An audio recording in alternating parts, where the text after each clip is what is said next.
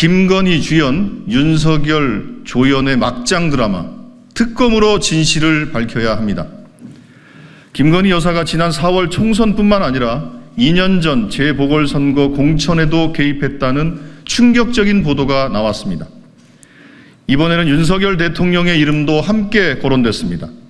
사실이라면 김건희 주연, 윤석열 조연의 막장 드라마라고 불러도 과언이 아닙니다. 더 이상 특검을 미룰 수 없습니다. 지난 2022년 6일 재보궐선거에서 김영선 전 의원이 창원 의창에 공천받을 당시 윤석열 대통령 부부가 개입했다는 증언은 국민을 충격에 몰아넣기에 충분합니다.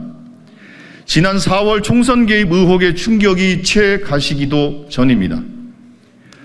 보도에 따르면 대통령 부부가 공천에 입김을 불어넣어 당초 다른 후보를 공천하려던 공관위의 의중을 뒤집었다고 합니다. 대통령 부부와 통화해 공천 약속을 받아냈다고 설명하는 관계자의 육성까지 공개됐습니다.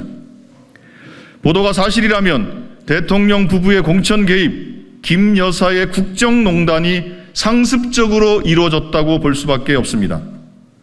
김건희 여사는 이미 지난 4월 총선에서 김영선 전 의원의 지역구 이동에 관여했다는 의혹을 받고 있습니다. 이번에 추가로 제기된 의혹에는 대통령까지 연루됐고 정황도 훨씬 구체적입니다. 더 이상 모호한 병명으로 넘길 수 없습니다. 특검으로 진실을 밝혀야 합니다. 명품백 수수, 주가 조작 연루에 공천 개입까지 김 여사를 둘러싼 의혹들 모두가 막장입니다. 국민의힘이 이번에도 또다시 진실 규명을 방해한다면 스스로 공당이기를 포기하는 것으로 간주하겠습니다. 윤석열 대통령도 이제 더 이상 특검을 거부할 명분이 없습니다. 윤석열 대통령이 과거 말했듯 왜 특검을 거부합니까? 죄를 지었으니까 특검을 거부하는 것입니다. 윤석열 대통령은 특검을 거부하는 자가 범인이라던 자신의 말을 되돌아보기 바랍니다. 국민은 자신의 가족이 연루된 특검을 제 손으로 거부하는 대통령을 더 이상 용납하지 않을 것입니다. 게다가 오늘 제기된 공천 개입 의혹에는 대통령 본인까지 등장합니다.